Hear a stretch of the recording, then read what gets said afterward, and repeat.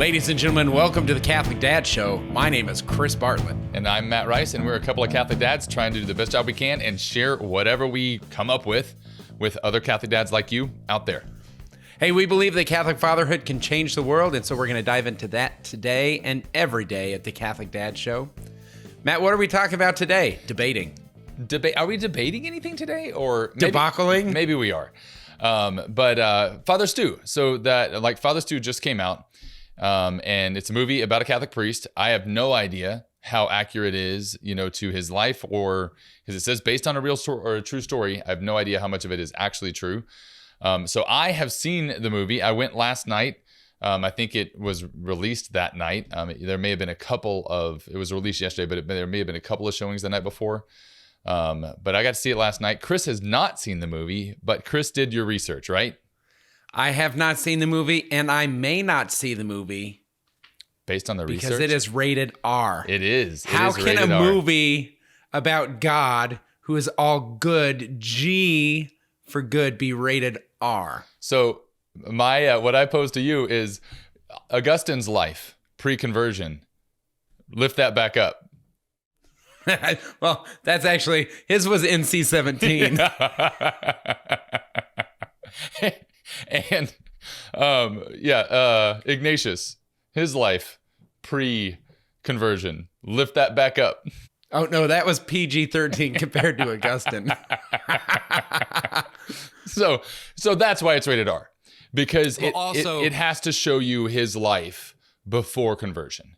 For the movie, for his conversion, for it makes sense or whatever. That's the testimony in a way. Now and honestly, I don't think it glorifies it. Like, that's the tough thing about a testimony, is when you're giving your testimony, you don't want to glorify your past. You don't want to glorify sin.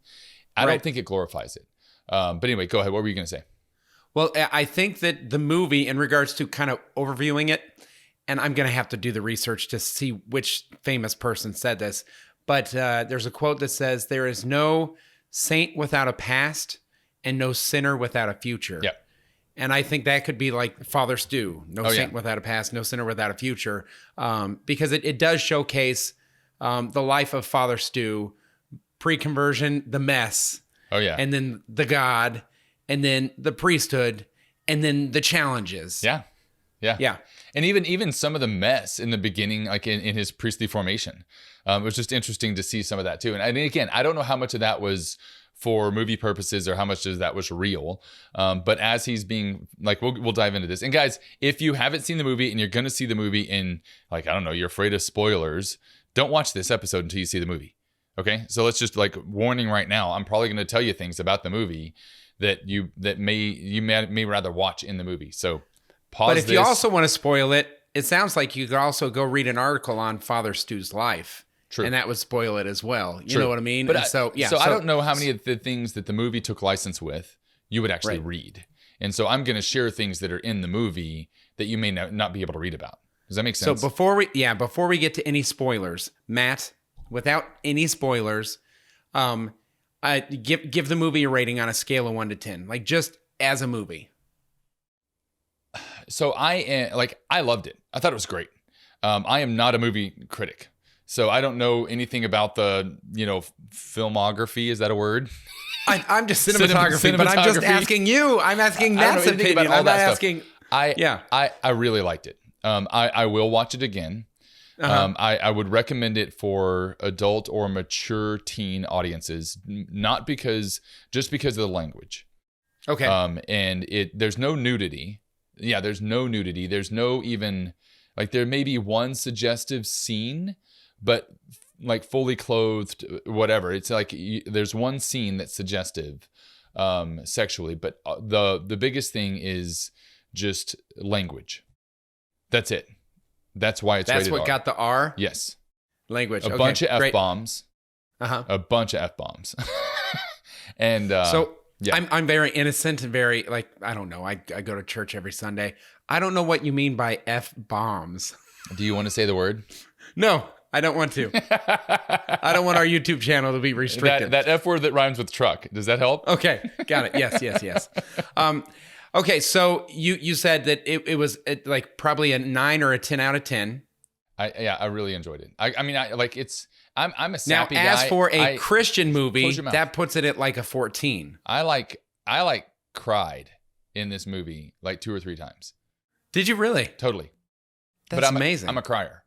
Okay. And especially, so the thing is like, and this is so it was entertaining, it was meaningful, but it was moving. For you, it was moving. Absolutely. Okay. And so, yeah, as far as Christian movies, like if you compare it to other Christian movies, it was off the charts because it was so well done. And that's one thing I really loved about this movie is it was a good movie with entirely entirely Christian themes. You know, it was a blockbuster. It wasn't just like a Christian skinned movie. It was a blockbuster or whatever. It was. I don't know what you classify a blockbuster. Like there were 2 other people in the theater with me when we did it on opening night. So no. I am really curious as to how many people are actually going to go see it. So, oh no. So and now this was a Wednesday night. We went at 10 o'clock. You know, and it's Holy Week. So maybe. Wait, you said we. So you brought one of the other 2 other people in the theater? No, so there were 4 people total. Me and Wesley and 2 others. My wife and I and 2 others. Okay. And so we went late at night. And it released on Wednesday, and they do that on purpose, I think, to pad their stats. Like they release it, but then they only count the weekend. I don't even know how they do that, but yeah, I'd be interested to see how many people go to a movie about a priest. Right. You know? Yeah. And so Catholics, y'all watching this, go see that movie. If we want more stuff like this out in the theaters, we've got to put our money where our mouth is and get out there and do that. And so go to this movie. I like it's an R-rated movie for language. If you're not going to go because of that, then don't go because of that. But buy a ticket. Yeah. And don't go. There you go. I like that too. Invest in this movie. Yeah, that's an interesting thought. That's great. Yeah. Okay, good. So this is not a God is not dead type of movie where it just feels so cringe Christian. That's what I wanted to get out of, because I have seen a lot of Christian movies that I've walked out of them and I've been like, I guess that was good for a Christian movie. Yeah, no. This was good for a movie. Yeah. And that's good. As real as they portrayed Father Stu, there was one scene, and I'm going to just talk about it now. So spoilers are coming from here on out. Here they come. There's one scene, it's during his priestly formation. I don't know, like they don't really dive into the whole ordination process. So I don't know if he was deacon yet or if it was pre-diaconate, transitional diaconate space of a year or whatever. I don't know if it was that, but I'm pretty sure it was not, based on what happened the rest of the movie. But they don't tell you about all that stuff. Because whatever. Get to the meat, man. I know, get to the meat. Up. Well, like it's not meant for a Catholic audience. And so that's one thing that I find interesting. So it doesn't do a whole big deep dive into Catholic theology or anything like that. So if you're like, I don't know, uber, a friend of mine uses the term Shiite Catholic. if you're like that level of Catholic and you're expecting like hardcore Catholic themes, you're not going to find it. So the movie's not in Latin, is what I'm hearing from you. It's not Latin. It's not Latin or English with Latin subtitles. Neither one. Right. So anyway, so they go to the prison and they're wearing collars, so that's part of their formation garb or whatever.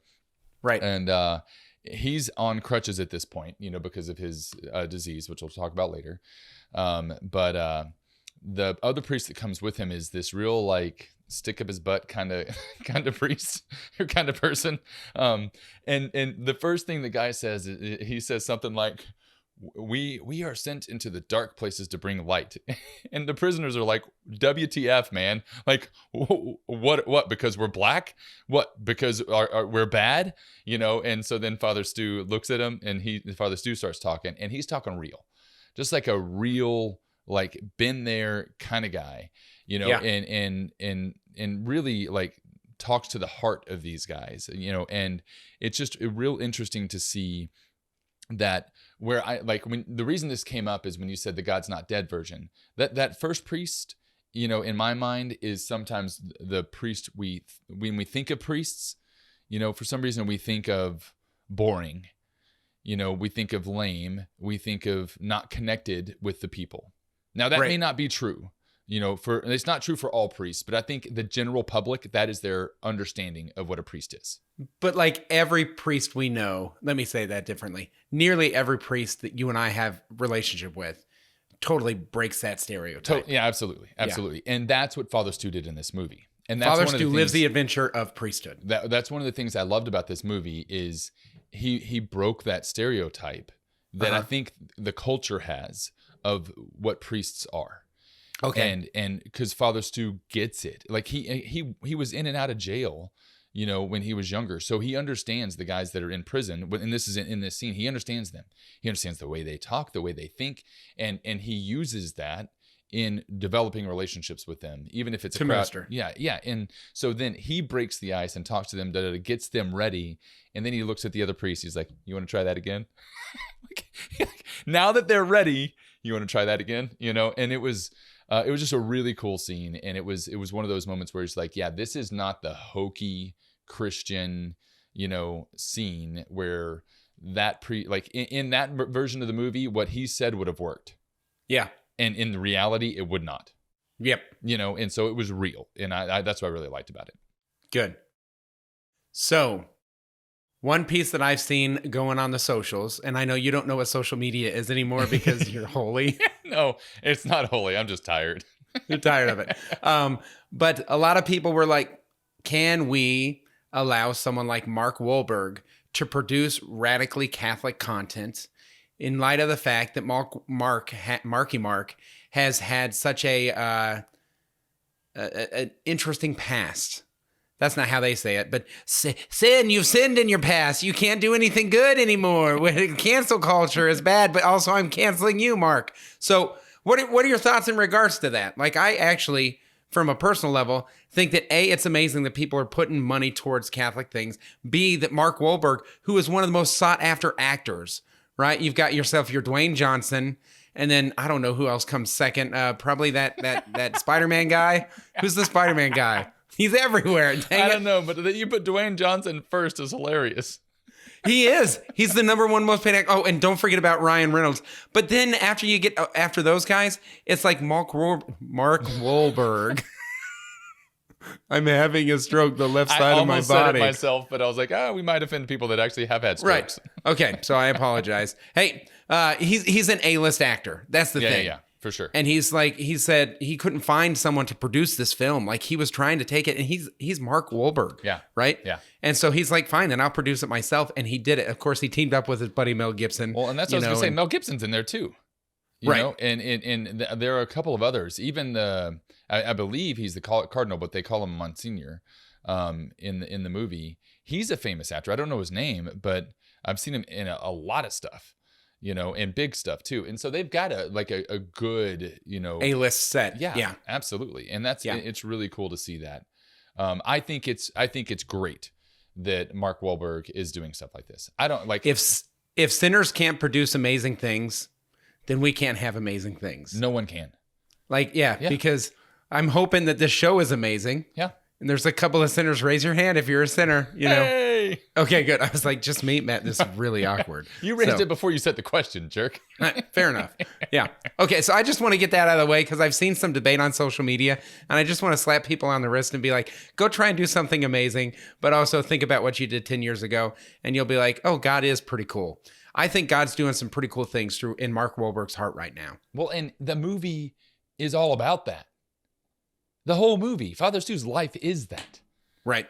It's someone who had a really awful past, atheist, and raised in an atheist household, like just hating God, and who wants to become a priest and has to fight his way into the priesthood. It was just really beautiful to see. And that was one of the arguments, against him becoming a priest is, you've had a past. And so then he's like, what? And he did the same thing I did to you at the beginning of this, like Augustine, he listed off all these other, because he had been studying at that point. He's like, yeah, anyway, so it was, he addresses that, or this movie addresses that exactly. And one of the thoughts I had, and as I was thinking about this movie, I, because of what I do and who I'm around, I end up being around a lot of holy people who have been holy their whole life. Okay. And as good of friends as you and I are, Chris, you don't get me in some areas because you haven't had a past like me. Sure. And there are aspects of you that I don't get because I haven't had a past like you. Yep. But in this movie, having seen and learned about Father Stu, I'm like, hey, there's at least one priest out there that would get me. Yeah. And that would understand me. And so I think that will resonate with like again, if those people watch the movie, but it's like, even I could be a priest. If he could be a priest, I could be a priest, and anyway, so there was something about that I really liked. Cause does that make sense? I would only say that if he can be a priest, people like you could be a priest. Yeah. I mean, I could be a priest, but a lot of things would have to happen. Your wife would have to die of natural causes that were not, very sad things would have to happen. And your children would all have to be self-sufficient. Yes. Yep. Okay. So like, I don't know if you want me to just start rolling through. Do it. I want you. Just tell it. What moved you? Just walk us through your experience of the movie. Absolutely. So major spoilers now. These aren't minor spoilers. These are the bigs. The focus on his past. I don't want to spend a whole lot of time looking at that because when I think about like the purpose of this show, we're not reviewing movies. We're looking at popular culture, and trying to tease out what we as Catholic fathers can learn from that. And there's not a whole lot other than don't do that you can learn from his past. Fighting, drugs, and prison. Well, Done. and the way his father treated him is one thing, and the father talks about this, like, this is Mel Gibson's character. At the end of the movie, he says a line, and he said, I worked so hard to destroy all my kids' heroes so that eventually I would be his hero. Wow. But I gave him nothing with which to make that decision. It was just a really powerful, line. And it made me think, because in the very beginning of the movie, the kid, Father Stu, who would be Father Stu, is dancing, singing to Elvis or whatever. And he's like a 9-year-old or 8-year-old or whatever, dancing and singing, being silly. And the dad makes a comment of, the only thing you and Elvis have in common is peanut butter and jelly sandwiches. And those will kill you. So eat your broccoli or eat your vegetables or something like that. So that was just an example of how he tore down the kid's hero. Yeah. It didn't give you a whole lot of other examples, but like that made me think, how many times as fathers do we get jealous when our kids look up to someone else other than us? Mm. It happens, and what do we do with that? Do we try to compete with that? Do we try to elevate ourselves higher, than that other person? Do we try to tear that other person down? Right. And it's like, and so that's a really good point for fathers. It's okay for your kids to have heroes other than yourself. It's actually really good for them to have multiple heroes to look up to because none of us are perfect.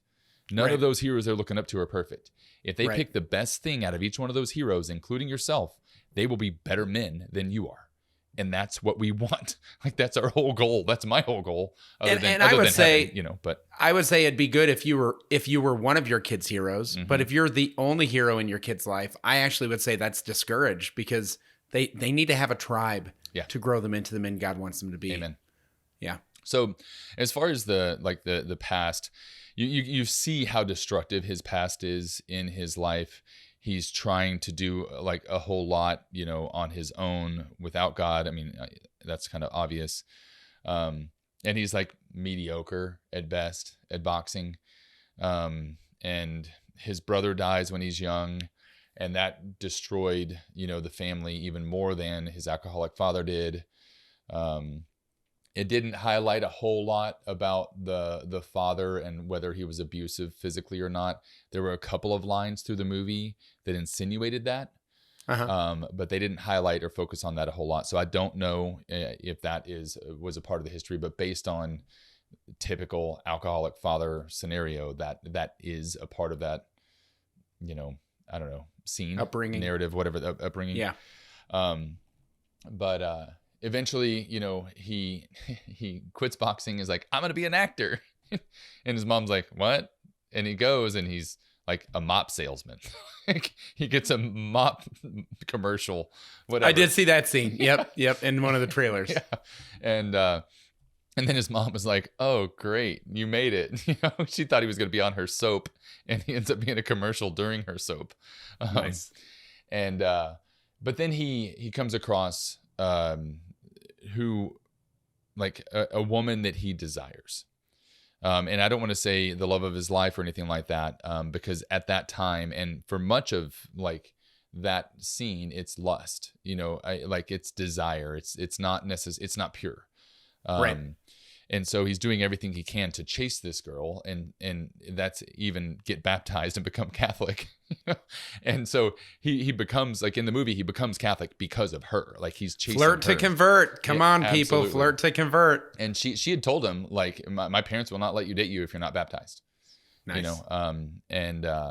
So he goes through that whole process, and then I don't know if there was a moment that caused this to happen, but he had gotten in trouble for drinking and driving multiple times in this particular scene. And in the movie, it's interesting because this mysterious, like, scarred character is sitting at the bar next to him drinking water. He's sitting there just pounding shot after shot after shot.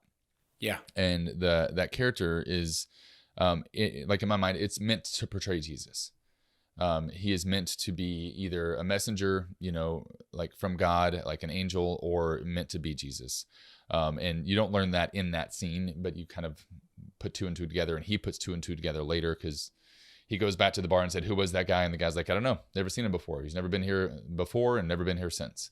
Wow. But the guy told him, he said, you don't need a lot of things to live for. You just need one. And then he said, "Don't drink and drive tonight."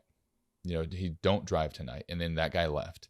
Well, then what did he do? Got on his motorcycle, went driving, had to avoid a car, ran a red light after he avoided the car, hit a car, got ran over, was in a freaking coma.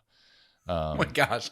It's like 14 things happened to him. Oh, it was crazy to watch it happen, man. Because it's like, oh, he avoided the car. Oh, crap. He hit a car. He got thrown 30 feet. And then another car ran over him. Wow. But in that scene, as he's almost dying, he has a vision of Mary. And so it shows this in the movie. And again, I don't know how much of this is true in Father Stu's life. But sure. that's the way they portray this moment of real deep conversion in his life. Yeah. And so Mary says, "You're not going to die." She says some other things to him. And even it's interesting because what they did with the film at that moment is they actually made it to where you couldn't hear her voice, but she was obviously talking. So she said some other things to him that either he didn't hear or we weren't meant to hear as the audience. Yep. And I thought that was really cool. Just kind of what they did with that scene. And so he's in a coma. He's dying. Like the doctors tell the mom, call whoever, you want to call who needs to say goodbye to him because he's going to die. And the mom was real against him becoming Christian or whatever. I'm probably getting too deep into the movie because I'm excited about the movie. I like the movie. But the girlfriend comes in with her Bible and her rosary. And the mom says, do you have some sort of spell in there that can heal him? And the girl, is real pleasant or whatever. But she's talking. And as she's talking, he wakes up and he recovers and is healed. Yeah. And so then it's just a quick pause. Yeah. Catholic superstition is a thing. Yeah. It is. And it's not a healthy thing. Yeah. So we got to be careful. There's kind of two sides. And sometimes those who might get ensnared by sin are different than those that might get ensnared by scrupulosity or even Catholic superstition, right? Yep. And it's not intentional. It's sometimes amassed as devotion. I just want to say that because I've encountered some of that. And and so that's a great example of someone being like, well, if you just hold your rosary long enough, you won't this or this will happen or you'll receive this. And that is proven false in Father Stu's case. Cool. He prayed the crap out of his disease and it did not go away. He died. Okay. He died from it. Okay. Oh no, another spoiler. Yeah, sorry. But anyway, I'm getting too nitty gritty into this, but this moment of his near death is the massive conversion moment in his life. He was the coma, that whole scene, that whole situation. He's getting closer and closer to God, and then boom, this happens, and he changes his entire life. Awesome. You know, and to the point where he stops, like he asks this girl that he's dating to come back to the original restaurant where they had their first date. She thinks he's going to propose, and he says, "I'm going to be a priest." She leaves there crying and bawling. And she's arguing with him. You don't need, you're just going to the extreme. You just had a bad accident, Her mom and her dad, or his mom and his dad, all fight for him not to be a priest. Sure. They call him stupid. You know, they say you're crazy, yada, yada, yada. The dad even says, gives the guy a gun and says, you might as well shoot me now because I won't have two sons. Now 2 sons will be dead. It's a really, crazy moment. Which to me, just highlights how convicted he was about this calling. Everyone that he loved and or cared about him in his life in some way or another. His dad really didn't. But just as a quick pause, because I think there's a nugget here, regardless of whether or not people see the movie. I think there is a grieving process when you let one of your children go to the church, whether it's as a priest or a religious. And I think there is something about, I was looking forward to holding grandkids that look like my son. Yep. And now that's not going to happen. And so that's a real thing. I don't think it's worth saying that's going to happen, therefore shoot me. I thought that's a weird little logical kind of chain of events.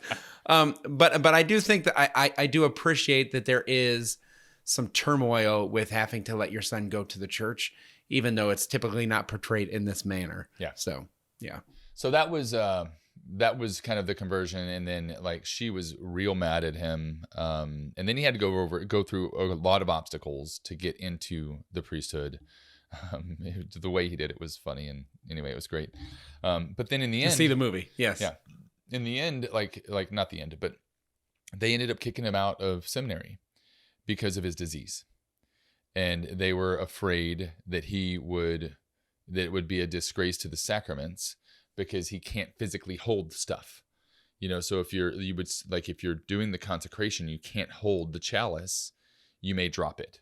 Right. And if you drop it, then that's a sacrilege against, that sacrament. And so that was the reasoning that they gave him. And so that was like you were like, well, crap, I guess he's not going to be a priest now. He ended up going back home.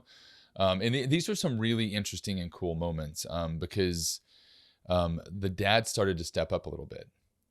His dad, who was a complete deadbeat, started to step up a little bit, started to take care of him, started to, he was the one picking him up. He's the one who picked him up and took him home. And then when he was home, he's the one who picked him up when he was in the bathroom. And, so the dad started to actually be a father. Up. Yeah. And so that was a really cool moment. And it was redeeming, that process in a way was the beginning, I think, of the redemption of the father, and so that was really, really neat to see happen. And not that this is not an obvious nugget or whatever, but if you ever feel like you're too far gone from your kids, if you feel like it's not worth trying anymore, or I've been a bad dad for too long, I can't do this now, or I can't do this, whatever, that's BS, and that's a lie from the devil. Don't listen to that at all. There is always a chance for redemption. There's always a way back. And it may not look like the movies, and even this one was not perfect for a long time, right. And it wasn't even perfect, I don't think, in the end. But there's always a chance, there's, anyway, so, but that's, every child desires their father. Even 40-year-old children desire their father. Yeah. Yeah. There are some bridges that are burned and gone, but you can still seek forgiveness and apologize. Anyway, and that will help regardless. Anyway, so that was really cool to see the father.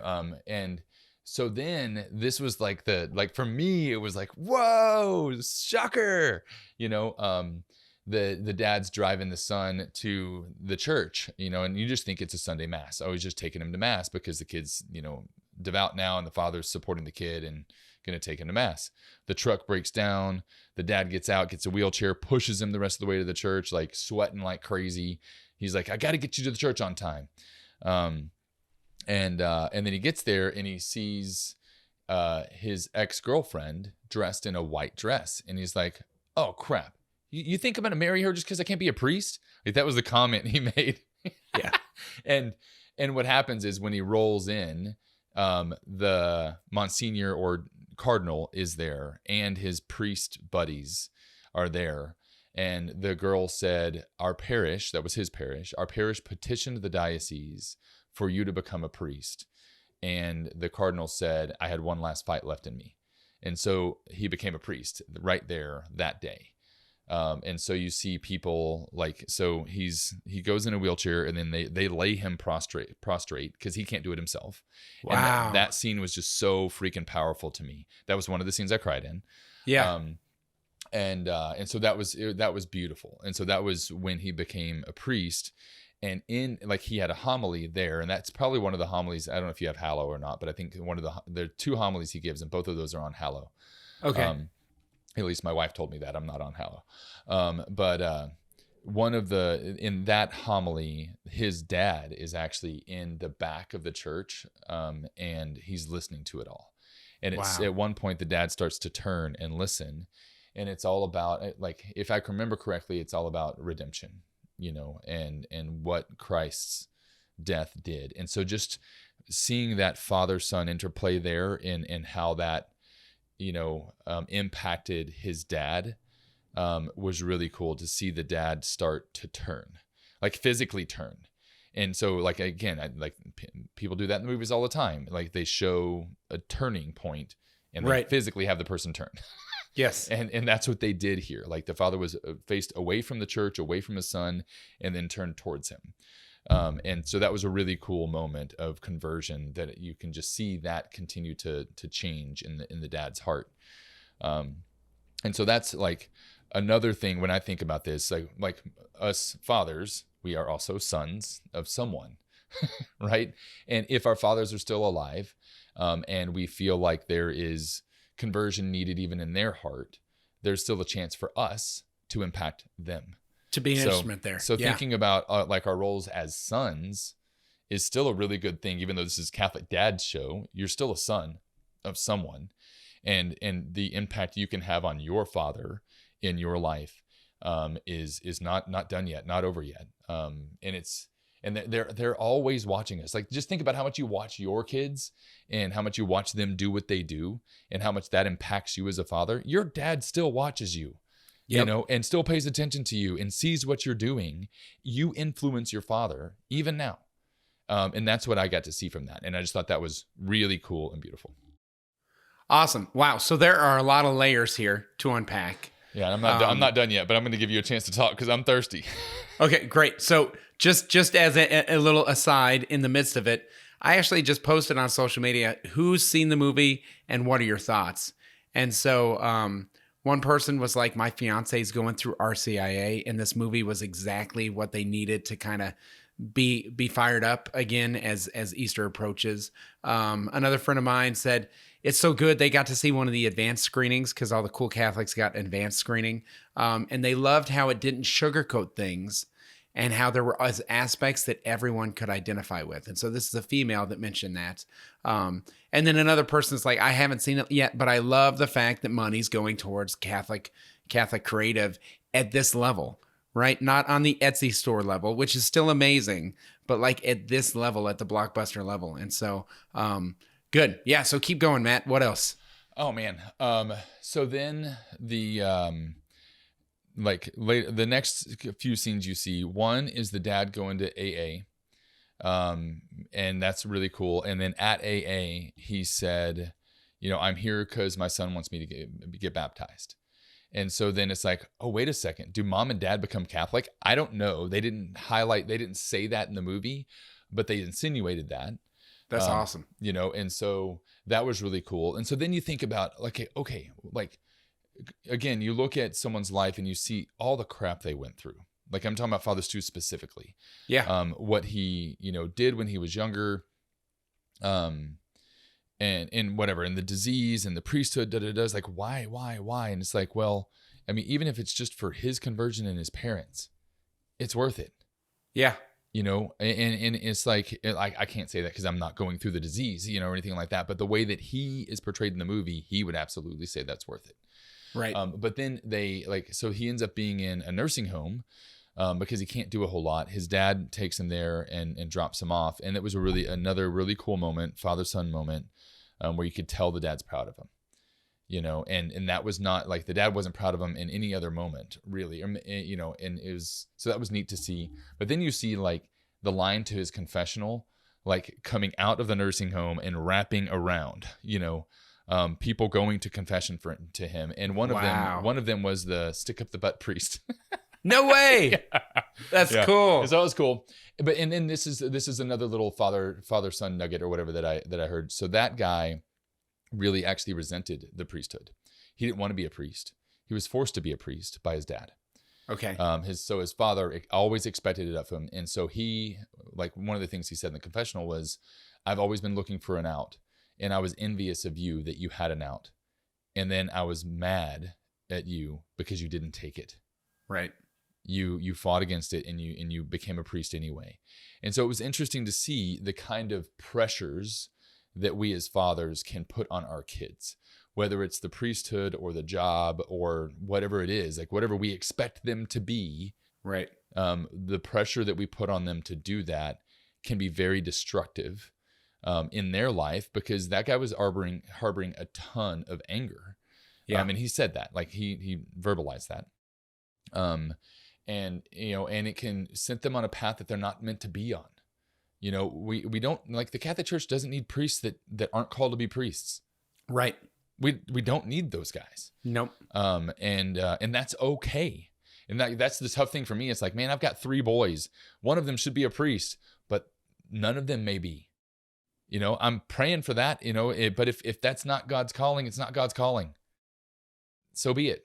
It's like, right. And the other thing is like, whether it's sports or academics or job or whatever, the influence we have as fathers on our kids can set up these, false expectations or expectations that they feel like we have for them. And so that was another like powerful moment that I thought, we as dads can learn from.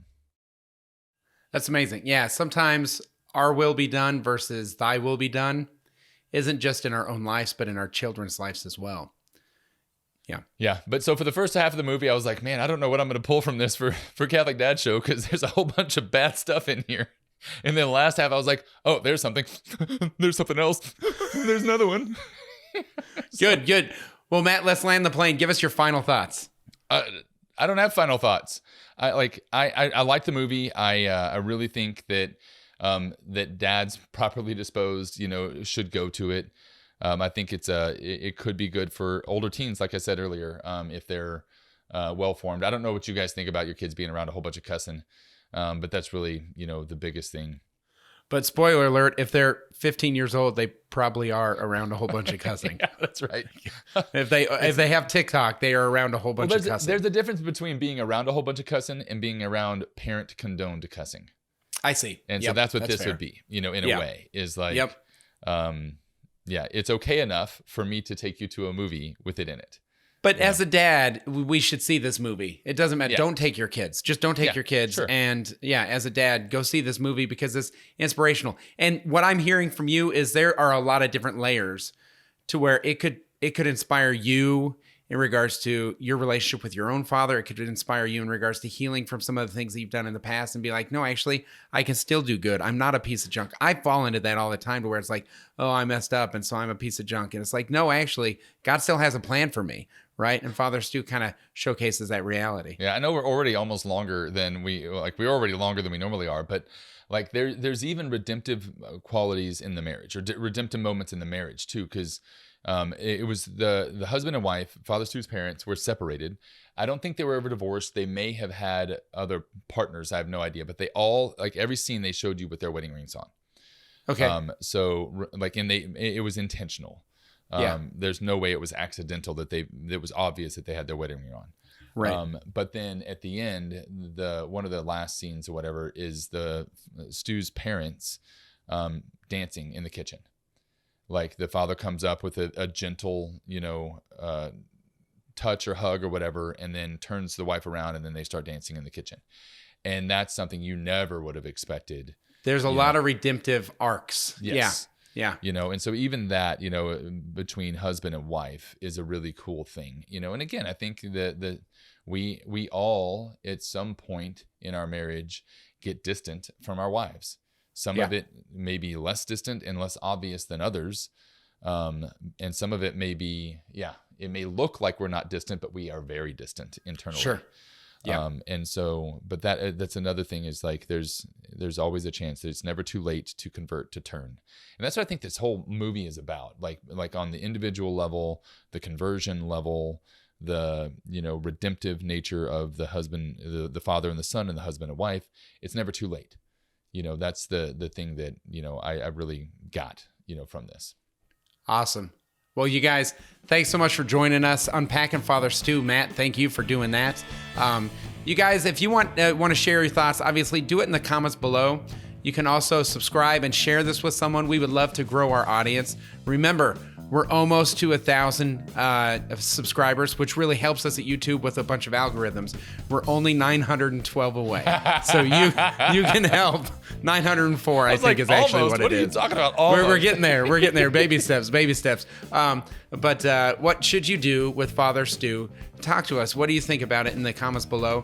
The other piece is we want to continue dialogue with you, and the best way to do that is at The Village.